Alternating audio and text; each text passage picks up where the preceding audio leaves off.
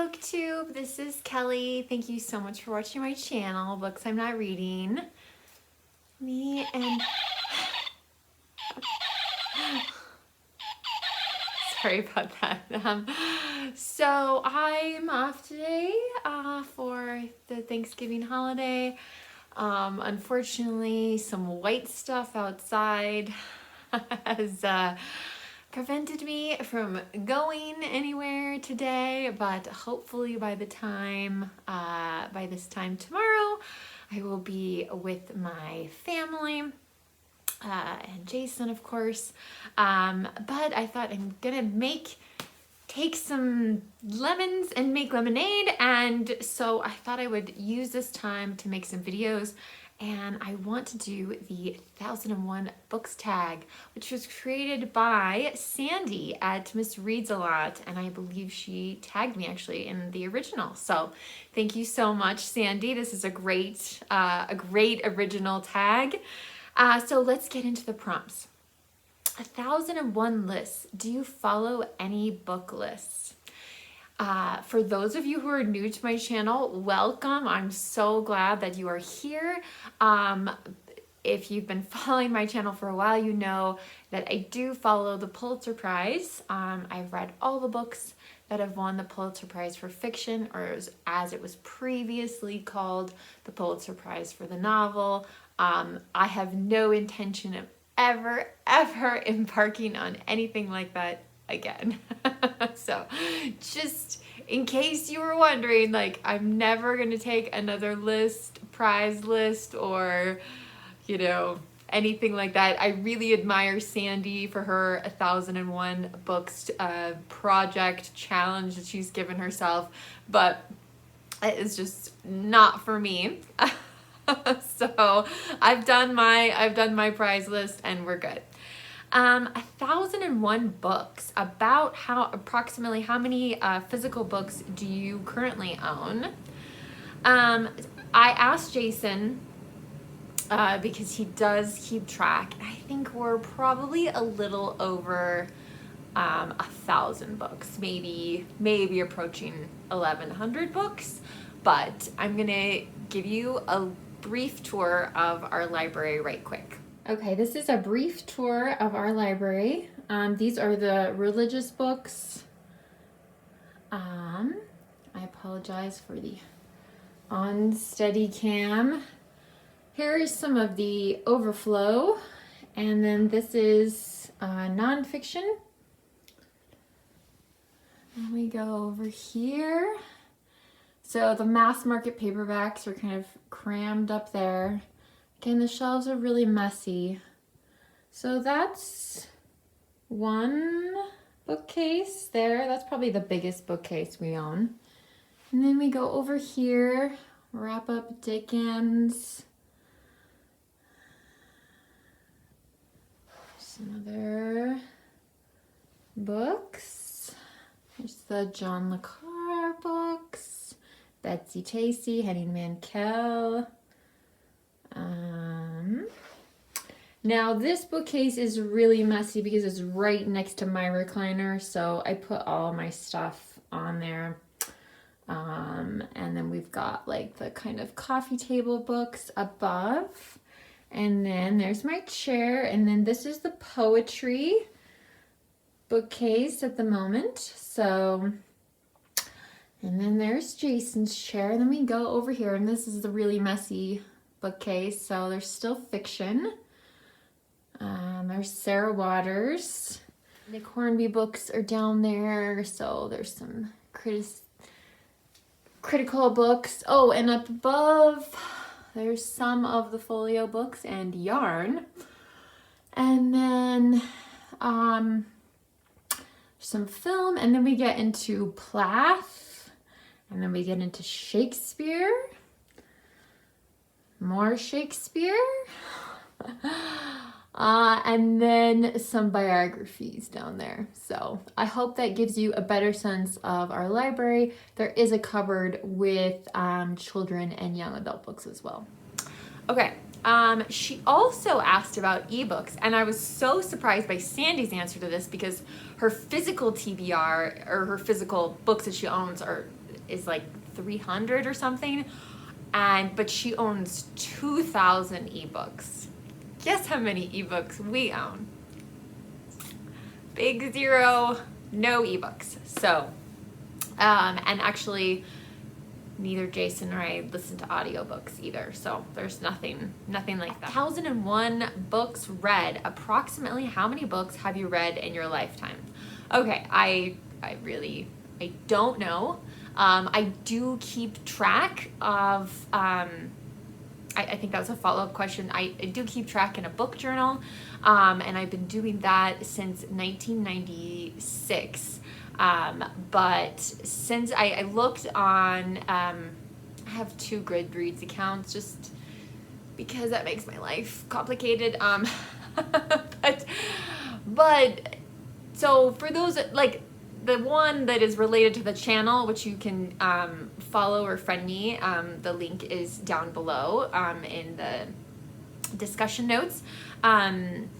So that one I am much better about updating and letting you know, like when I'm going to do that I'm going to be doing a video review of something, things like that. My personal one is the one that I've had since 2007, and since then, and I don't know how far back I went in the book, or went in my book journal, in adding books to my Goodreads account, but on that account, it says I've read 907 books. So I figure like 907 books probably like in my adult life. 1,001 Arabian Nights. Have you read any of these stories from the Arabian Nights? I have not. And you know, she asked if I have a favorite, so clearly I don't. And do you want to? And I guess I would put this question to you guys, like, should I read Arabian Nights? I'm not sure. I don't really know. So yeah, let me know what you think. I would like your feedback on that, because if it's something I need to pursue, then it seems to me like a giant short story collection. Yeah, so I would really like to hear if you guys love 1,001 Arabian Nights. Like, again, let me know. 1,001 flavors. Do you have a favorite food or flavor? You guys, I love food. I love sweets, especially. I have such a sweet tooth. It's really difficult to control. So yeah, I will say one food that I absolutely hate is tomatoes. I still like ketchup, I still like spaghetti sauce, but I cannot just flat out eat like a tomato. Nope. So otherwise though, I'm pretty open. 1,001 pages. Have you read a book that is over 1,001 pages? Oh, crap. Hold on one second. So I think the closest thing I can come to, and I was just trying to make sure that I wasn't including something that I shouldn't, but I think the closest to 1,001 pages is Bleak House by Charles Dickens. This is 991 pages.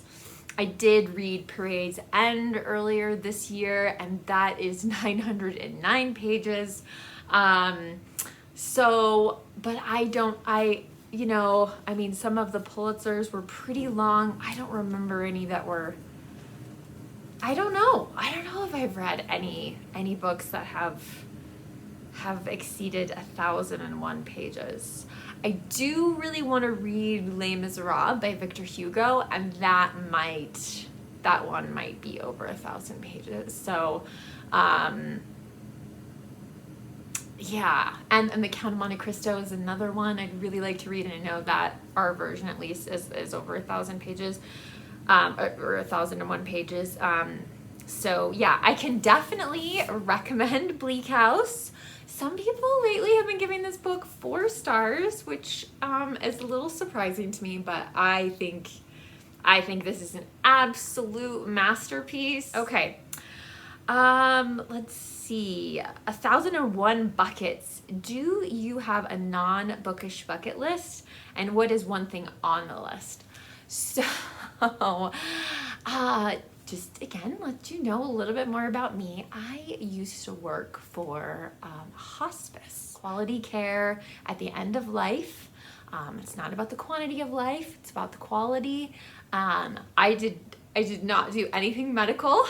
I was purely involved in the paperwork.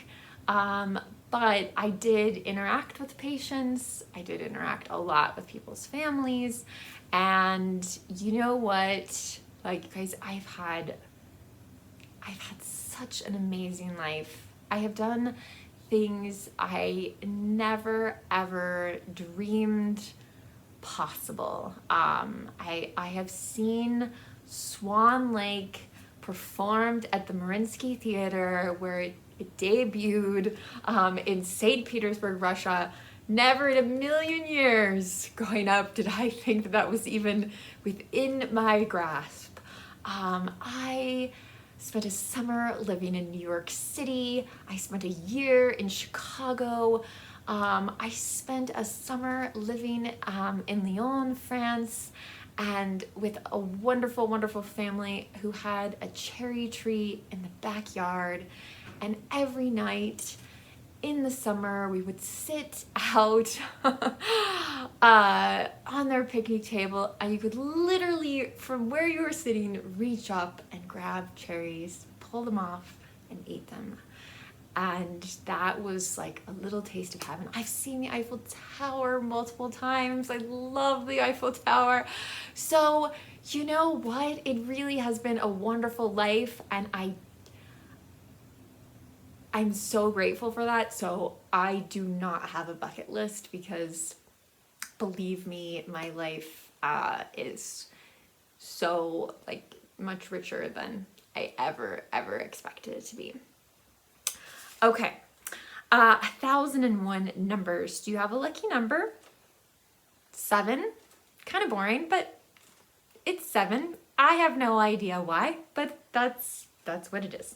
1001 authors. Do you have a favorite author and or genre? I tend to gravitate more to the classics, as you guys probably know by now. Yeah, that I'm interested in books that have withstood the test of time, which sometimes I wonder why. I question, why have these books withstood the test of time? Yeah, so I mean, you know, I would say my top 3 favorite authors are Jane Austen, William Shakespeare, and Charles Dickens. So that's just me.